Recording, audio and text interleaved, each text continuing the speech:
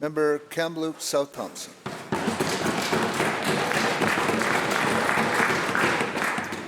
Thank you very much, Mr. Speaker. British Columbians living in condos, townhouses, and duplex all over this province, they're facing a crisis today.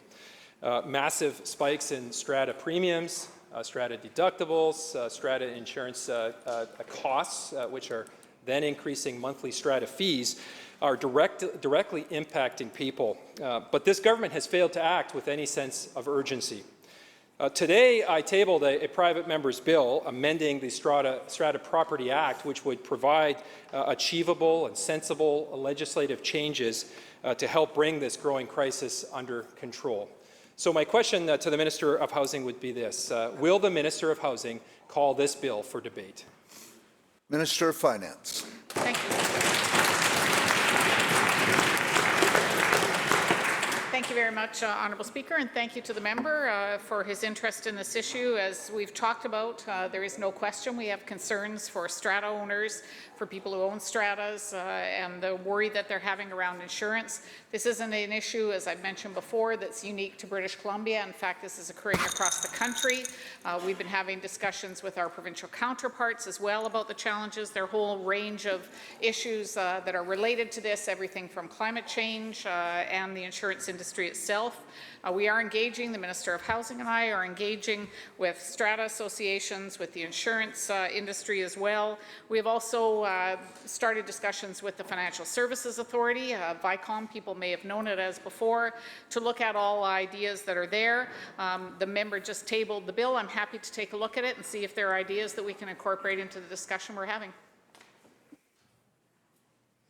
Kamloops South Thompson on a supplemental. Thank you, Mr. Speaker. The minister committing to ongoing discussions with all of the agencies that she just mentioned is cold comfort to the thousands of British Columbians who really truly feel that they're at risk of losing their homes. This government has had months to consult with stakeholders to try and identify solutions, yet they have done absolutely nothing to this point. People who live in strata units, again, all over this province, are in crisis mode. And some folks are watching their premiums skyrocket by as much as 400% in 1 year.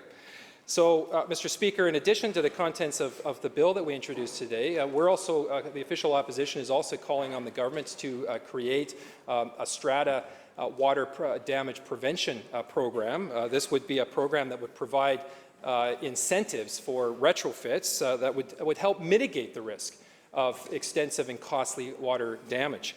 This would both help to prevent that water damage from happening in the first place, but it would also have the effect of being taken into account by the insurance underwriters and bringing insurance costs down. So again, my question to the Minister of Housing would be this. Will she commit to bringing in some sort of program similar to what we're calling for here in this strata water damage prevention? Minister of Finance. Thank you very much, Honourable Speaker, and I wish the member was as committed to dealing with concerns about skyrocketing costs when he was with ICBC.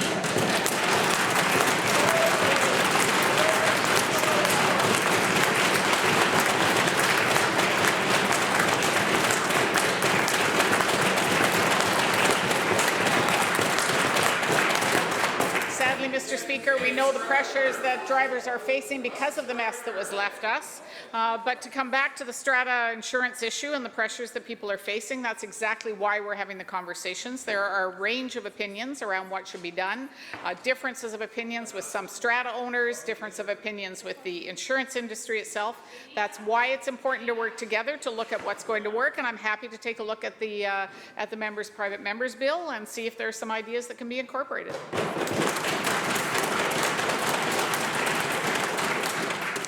Member for Kamloops South Thompson on a second supplemental. Thank you very much, Mr. Speaker. Again, British Columbians who live in strata units, they need action from the government now, not conversations and consultations.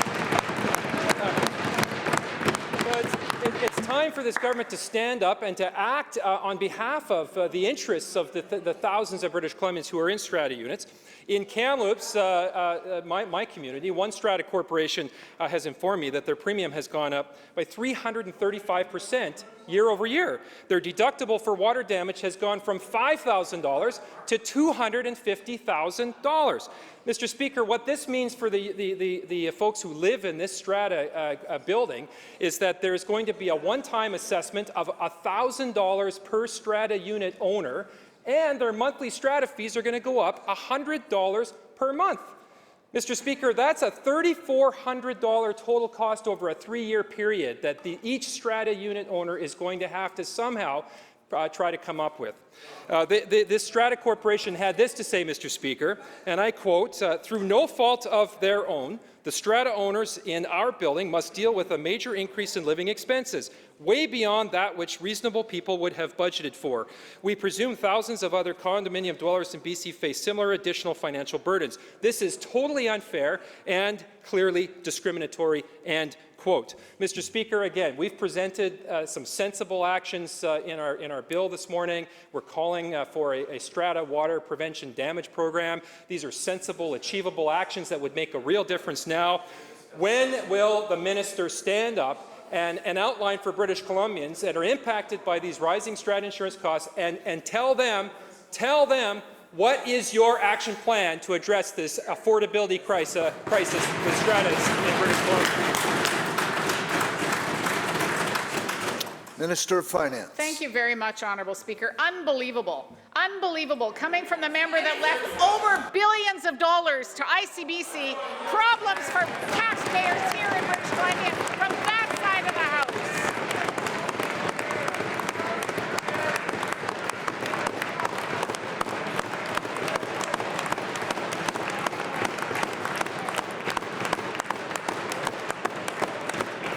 Honourable Speaker, for that member on that side to talk about financial burdens when we were left a mess with ICBC is incredible, just incredible. We are going to continue, Honourable Speaker, we are going to continue to stand up, to be able to address the issue, and to take the time to work with the industry and the strata associations to come up with a solution that works for everyone. That's the commitment that we make. We don't leave messes for other people. We fix up the messes that they left behind.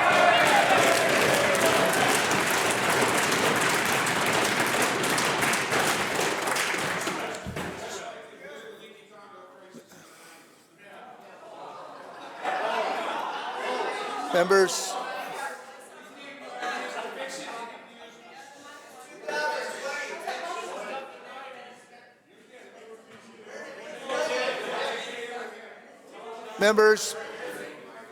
Members, back to question period. Member North Vancouver Seymour. Thank you, Mr. Speaker. This is an issue that affects half of Metro Vancouver, including many in North Vancouver, where I live. Asifa Lalji describes her situation, and I quote, "We thought we were going to get a 40% increase. Then January rolled around, and we found out instead of 40%, it's actually 300%, end quote. It is time this government acted. What does the minister have to say to Asifa?" Minister of Finance. Thank you very much, Honourable Speaker. And as I said, this is an issue that strata corporations are facing across the country. Rising costs are a challenge. Increased prices when it comes to real estate create an additional challenge when it comes to British Columbia. That's why we're working hard with the strata associations in the insurance industry. That's why we're taking a look at mitigation when it comes to climate action, because again, that's a big cost when it comes to rising insurance premiums. And that's why the Financial Services Authority is also engaged in this discussion along with the Minister of Housing and myself to look for a solution. Member North Vancouver Seymour on a supplemental. As long as this government fails to act, the crisis is only going to get worse.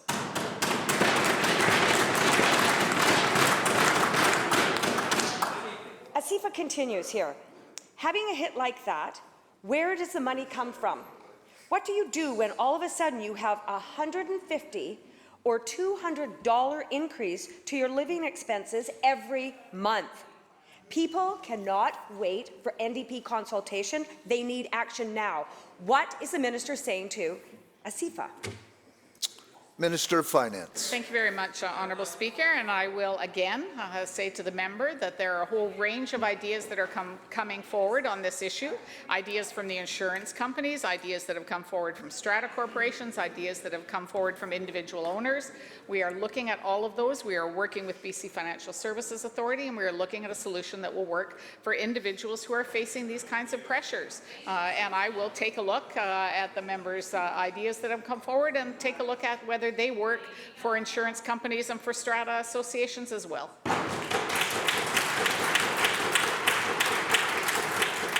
Leader, third party. Yeah, thank you, Mr. Speaker. The future prosperity of our province is in innovation, technology, and the knowledge-based economy. Governments around the world know this, and they're aggressively positioning themselves by making strategic investments. Yesterday, I asked a question to try to get a better understanding of where British Columbia is at. So I'll ask a very important question about innovation funding again. In the economic framework, the Deputy Minister to the Premier cited an investment of quote, more than $700 million to technology programming, end quote. In Budget 2020, the Finance Minister that was introduced last week identified investing in technology and innovation as one of its key areas for sustainable growth. Mr. Speaker, I'm trying to reconcile what this government says it's doing with what is really happening. So to the Minister of Jobs, Economic Development and Competitiveness, does the $700 million in technology programming include the Film Incentive BC tax credit, the Production Services tax credit, and the Interactive Digital Media tax credit? Minister of Jobs, Trades and Technology. Thank you very much, Honourable Speaker, and thank you very much, Honourable Speaker, and thank you to the member again for asking this question. It was very difficult to get an answer out yesterday due to the opposition's heckling, so let's try again today. Let's try again today.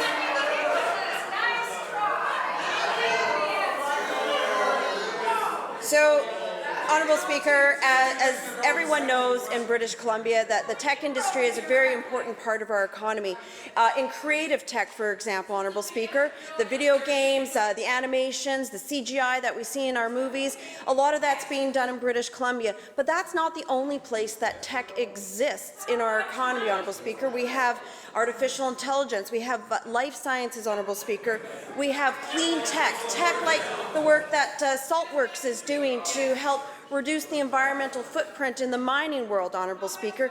There is so much going on. And so when we looked at that $700 million, what fed into it was the variety of programs that tech throughout all of British Columbia is able to access. So specifically to the member's question, I mentioned yesterday that yes, the Interactive Digital Media tax credit is included in that $700 million, Honourable Speaker, that we identified.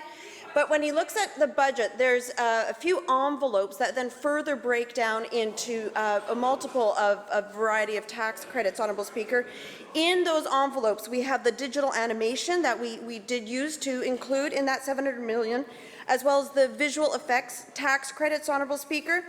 Those all form part of the budget line items that the member is talking about.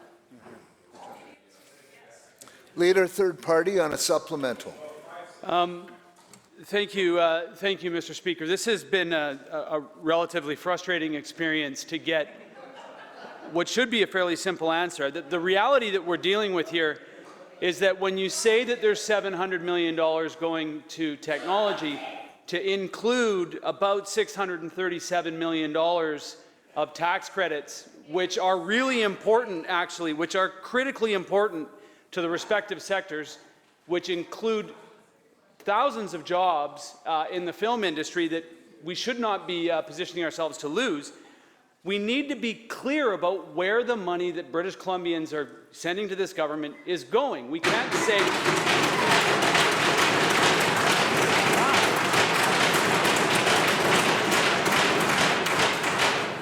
So, to the point...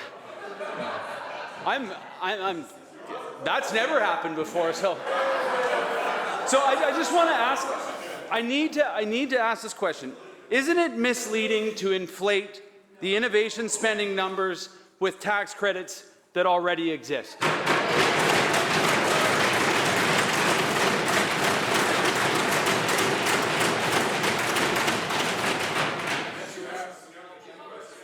Members. Minister.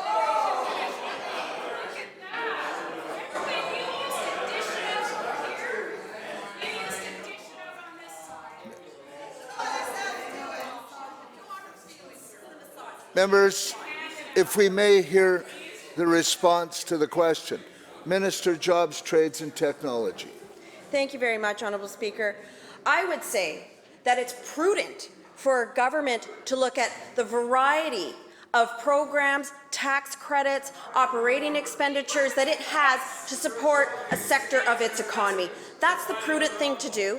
That's what we've done, Honourable Speaker, so that we know how we are supporting technology and its growth in this province. We know what we're doing so that we know what we can do to improve on that, Honourable Speaker. This government's committed to seeing technology sector grow throughout this entire province. It creates family-supporting jobs wherever it lands. We want it to land not just in the Lower Mainland, but throughout the province, Honourable Speaker. BC has a bright future with the tech industry. We're going to make that happen. Government House Leader for the official opposition.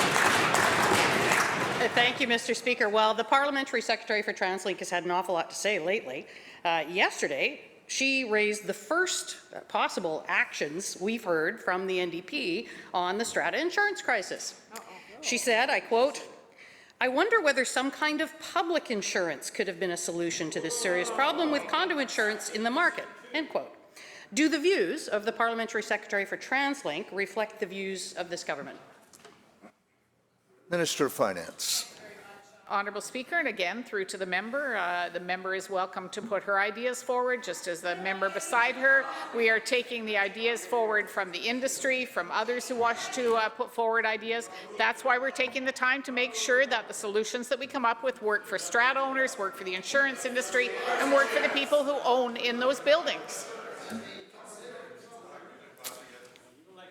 House Leader for the official opposition on a supplemental. Well, thank you, Mr. Speaker, and perhaps the minister missed the point of the question. In the absence of any direction from this government pointing to actions on the file, we have a member of their government who's actually proposing something, and the question is that the position of this government? Because she certainly seems to think it might be. I think right now we need to hear if the views of the Parliamentary Secretary for TransLink are going to be rejected for the ridiculous suggestion that they are, or is this something that this government's considering adopting?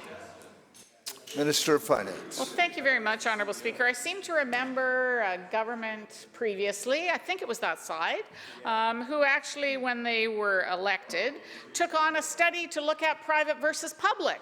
When it came to ICBC, that was something they wanted to look at. Should we look at private versus public? That was something the other side was interested in. Now we know where they stand on those issues. We are open to bringing forward ideas to find solutions on behalf of stratas and on behalf of the insurance industry, and I would welcome ideas from that other side if they wanted to take the time to put them forward.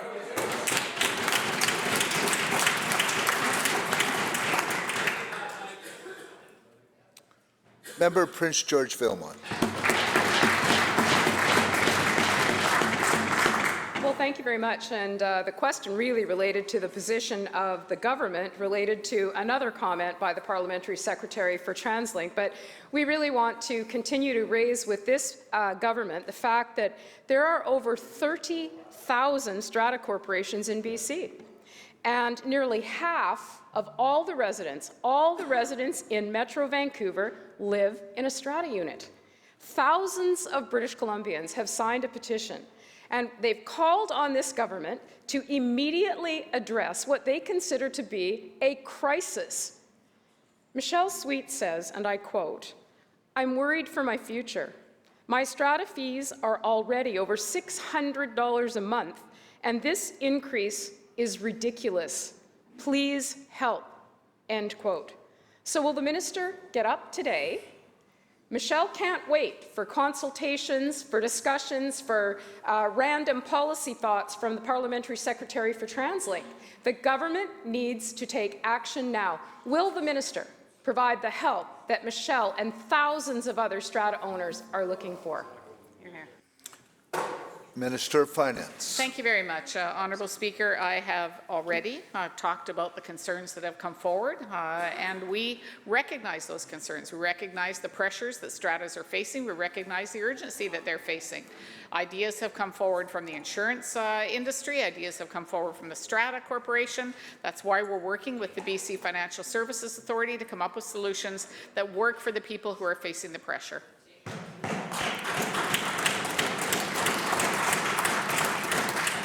Member for Prince George Valemount on a supplemental. Well, thank you. And to the Minister, recognizing the issue is one thing, doing something is actually another thing. And in fact, we appreciate the fact that the Minister says she's going to take a look at what the official opposition has tabled. It makes it very easy for the Minister and the government to actually do something. Rhonda Winter writes, and I quote, "I am a strata president of 608 units.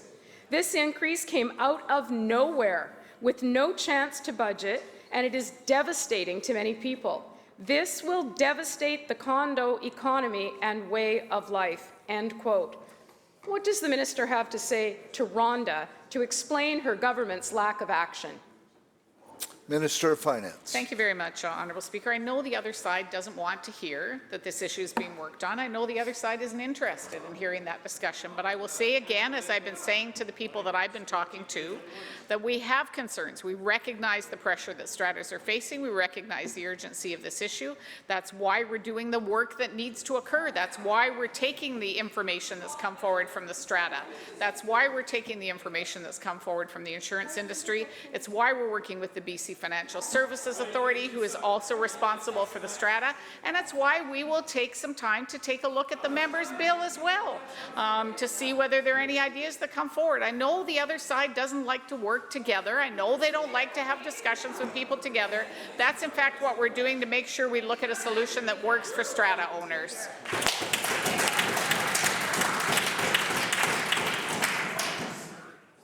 Member for Surrey Cloverdale.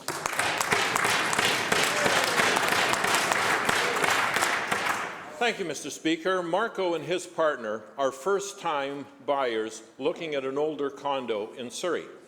He says, and I quote, "The building just posted a notice that they could not purchase insurance as of January 31st. We put down a $10,000 deposit that we can't afford to lose. We've been advised by our bank that it cannot provide a mortgage. What are we supposed to do next?" End quote. Now, I appreciate that the minister is going to take her time and think about this and monitor the situation. Well, Marco can't wait for another NDP consultation. What is he supposed to do next? Minister of Finance. Thank you very much, Honourable Speaker. And again, I say to the member, as I've been saying in the discussions I've been having with folks who are facing pressures, that we are taking a look at the ideas that are coming forward. We are looking at the urgency of the situation for people who live in condos. It's a very difficult situation for those individuals. And as I said, the insurance companies have come forward with some ideas. There are differing opinions around what works and what would work for stratas and what would work to ensure that they can be protected, not only in the short term, but the long term, as this is not an issue that's unique to British Columbia. This is, in fact, an issue that is happening across the country. We're having those discussions as well with our provincial counterparts to look at what kind of solutions they're taking a look at so we can ensure this works for strata owners in British Columbia. Member for Surrey Cloverdale on a supplemental. Well, Mr. Speaker, that is just unbelievably cold comfort for this couple that is about to lose $10,000. How many years have they spent raising that $10,000 to be able to put it down as a down payment on the condo? And the minister is going to listen. This is wonderful. 30,000 stratas in BC. Half of Metro Vancouver residents living in strata housing. Premiums going up by 400%. Deductibles going up by 2,000%, And all of my wonderful friends on that side, the Surrey NDP members, are all silent about it as well. Nothing is happening. Action is needed now. These people are losing their money. How is this minister going to fix it?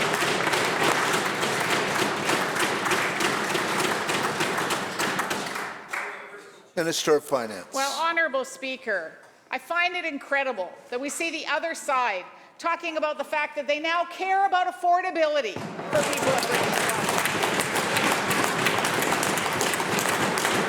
That all of a sudden they've discovered that housing affordability can be a challenge in British Columbia. Where were you when the prices in British Columbia, particularly in Metro Vancouver, went up 75% in 5 years? You were nowhere in addressing the issue. Nowhere.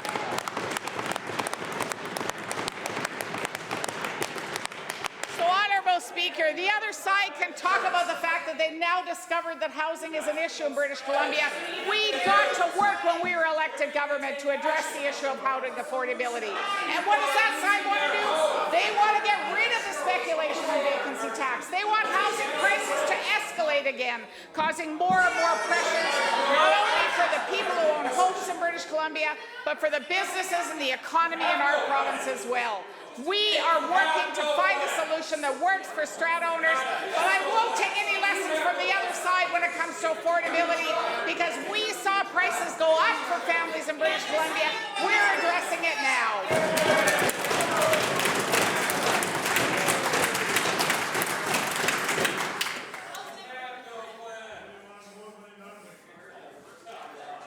Members, member for Richmond, Queensborough.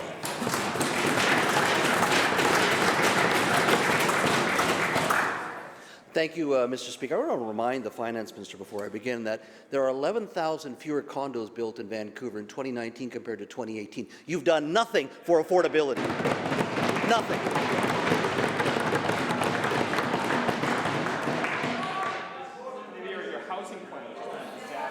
Mr. Speaker, an estimated 2,000 stratas renew their insurance every month. Nearly 2,000 stratas renew their insurance every single month, Mr. Speaker, and they're facing skyrocketing increases to premiums, deductibles, and monthly fees. Nissa Steen writes, quote, "I live paycheck to paycheck and cannot afford the spike in strata fees due to the insurance cost. We need the government to step in and remedy this problem, or I will end up having to move from my home." End quote. What does the minister have to say to Nissa and the thousands of British Columbians calling on her to act now? Minister of Finance. Thank you very much, Honourable Speaker, and once again to the member. We, in fact, are working now with strata owners, with the insurance industry, with the BC Financial Services Authority, who is also responsible for insurance and for the registering of insurance in British Columbia. We are looking at those issues, working with the communities to be able to come up with a solution. If the members have ideas, as the member who says he has an idea in the private member's bill, we're happy to take a look at those ideas as well. But we need to make sure that we find a solution that works for the parties involved. The people who own stratas are facing great pressures. As I said, we have concerns for those individuals. We have concerns for what's working. That's why we have to make sure that we come up with a solution that fits their needs.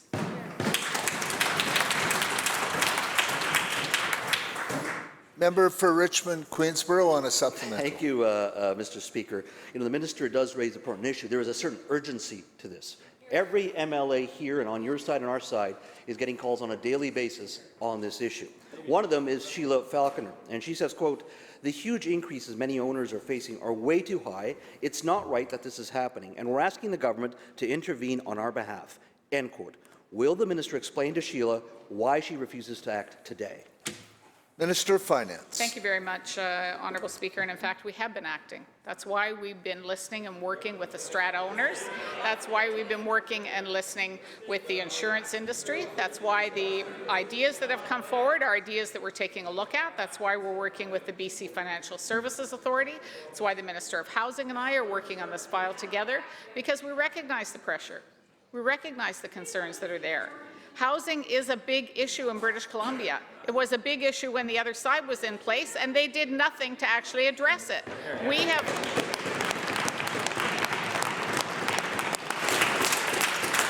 We have taken on the issue of housing, whether it's supply, whether it's demand, whether it's purpose-built rentals, whether it's bringing in issues to address it. This is now a challenge that's being faced across this country.